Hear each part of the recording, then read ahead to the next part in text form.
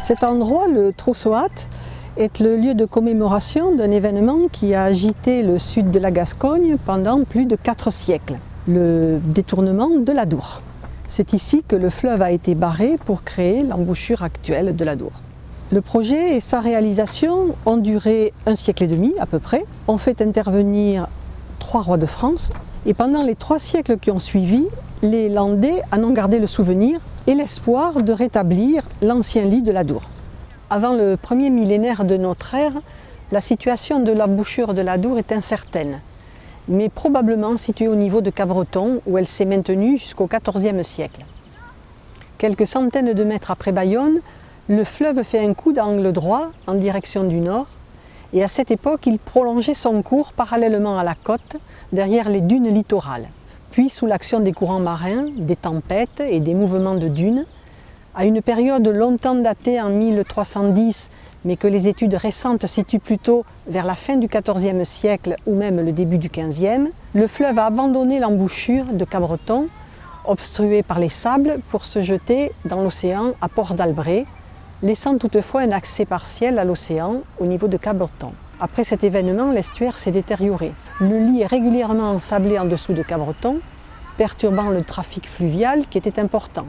De nombreuses embarcations, galupes, tilleuls, transportaient résineux, vin, pierres, sel, poissons. La navigation devenant aléatoire, les gros navires remontent difficilement et cela entraîne le déclin du port de Bayonne.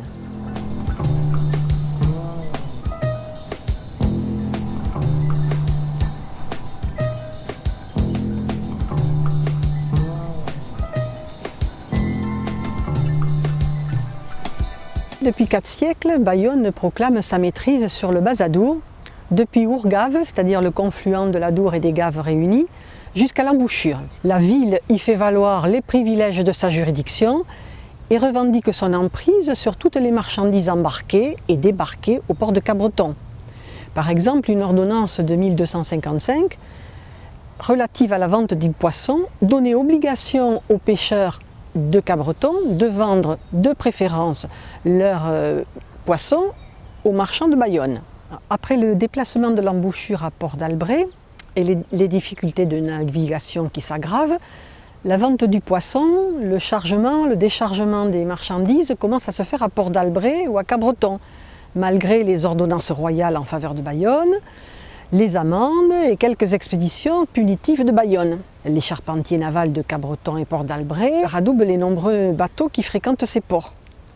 Et pendant plus d'1 siècle, les Bayonnais vont se battre pour récupérer leur maîtrise du commerce sur l'Adour.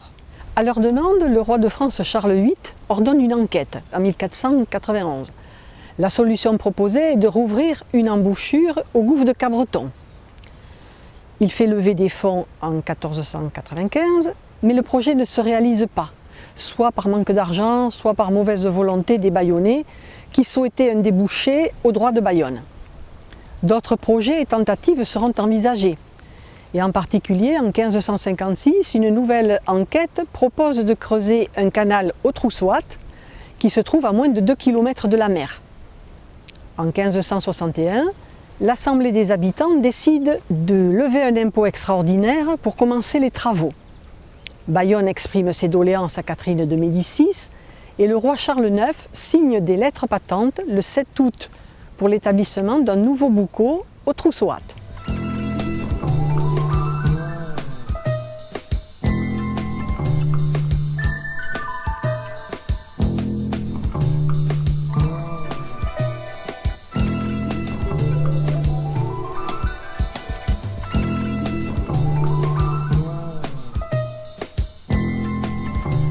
En juin 1572, un contrat est passé avec les représentants de Charles IX et une ligne de crédit de 30 000 livres tournois est ouverte à Louis de Foix pour barrer l'Adour et le dévier vers la nouvelle embouchure. Le projet consiste à construire d'une part une digue de 150 toises, c'est-à-dire à peu près 300 mètres, ouvrage de charpente comportant 225 piliers de bois alignés sur 3 rangs, complétés par des entretoises à queue d'aronde, des planches, des contre-boutants et qui enfermeront une forte construction en maçonnerie. Et d'autre part, à assurer l'ouverture vers la mer d'un chenal de 900 toises, soit à peu près 1800 mètres, large de 6 toises à sa base, 12 mètres. Les travaux avancent avec difficulté, l'argent manque, des crues successives menacent l'ouvrage. En 1574, la ville de Bayonne procure à Louis de Foix près de 1000 journées d'ouvriers et peu à peu le chantier progresse. En mars, une inondation menace de tout emporter. Le 6 décembre, une crue ouvre une brèche dans le barrage et quelques jours plus tard, le fleuve est finalement déclaré fermé. Mais le canal n'est toujours pas ouvert et Bayonne est à nouveau inondée.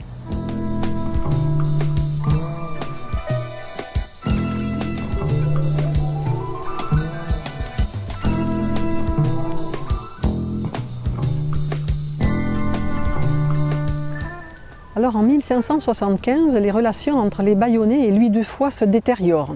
Ils reprochent à l'ingénieur de mal utiliser l'argent et ils lui reprochent aussi la lenteur du chantier. À cette même date, un nouveau contrat est signé entre Louis de Foix et Henri III. En 1578, pour payer les travaux, de nouvelles taxes sont instaurées. Bayonne fournit 100 hommes pendant 3 jours pour aider le chantier et Anglet 20 pendant 8 jours. En octobre, le canal est presque achevé. Une crue exceptionnelle survient, Bayonne est inondée, mais la quantité d'eau est telle qu'elle finit de percer le sable qui séparait encore le canal de l'océan, et le 28 octobre 1578, la Dour coule directement dans l'océan. En janvier 1579, l'embouchure est déclarée navigable. À plusieurs reprises, en 1581, 1584, et 1587, il faudra colmater des brèches et réparer la digue. À chaque fois, la ville rappelle Louis de Foix et lève de nouvelles taxes. À la fin du XVIIe siècle, sous l'action des courants marins, l'embouchure s'est déplacée de 600 mètres vers le sud. De nombreux travaux d'endiguement des 2 rives ont été nécessaires pour la maintenir à l'emplacement actuel. La digue en bois de Ferry, en 1694, puis des digues en maçonnerie pour remplacer les digues de Foix et de Ferry. En 1814, l'embouchure se situe à la Chambre d'Amour. De nouvelles digues seront construites plus près de la mer à la fin du XIXe siècle, de façon à la ramener à la barre. De nos jours encore, le maintien de l'embouchure à la barre nécessite des travaux réguliers de dragage.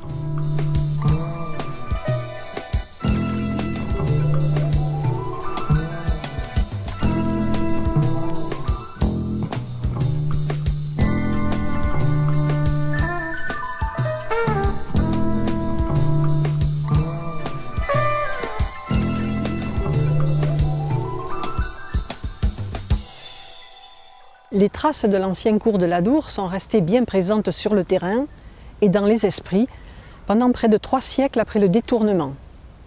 Plusieurs lacs ou étangs landais sont des vestiges toujours visibles du cours ancien de la Dour. Les étangs de Garros et du Turc à Tarnos et Ondres, le lac d'Ossegor, l'étang de Moisan à Messanges. C'est seulement en 1681 qu'une ordonnance a autorisé les pêcheurs de Cabreton à vendre leurs poissons à quai directement aux consommateurs. De plus, lorsqu'en 1727, François Lemasson du Parc, inspecteur général des pêches, est chargé d'inspecter pour le service du roi les ports de pêche depuis Hendaye jusqu'à Bordeaux, il constate que les pêcheurs de Tarnos et Ondres pratiquent leur activité sur l'ancien lit de la Dour, avec de petits bateaux, dit-il, semblables aux chalands de la Dour et de la Nive. Enfin, la carte de Cassini, sur la zone sud-landaise, levée entre 1768 et 1771, par des données recueillies sur le terrain, indique l'ancien cours de la Dour qui restait donc bien présent dans la mémoire collective.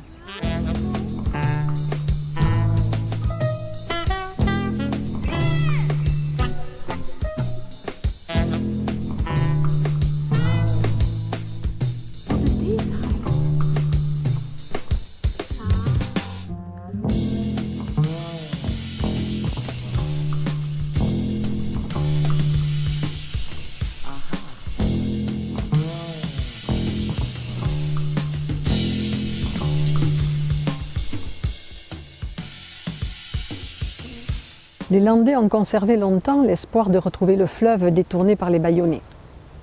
Le déclin de l'activité des ports de Cabreton et Vieux-Boucau, les travaux importants nécessités par le maintien de l'embouchure à la barre, ont encouragé au XIXe siècle la rédaction de plusieurs projets de rétablissement du cours ancien par la construction d'un canal. Mais ces différents projets seront tous abandonnés à la chute de l'Empire.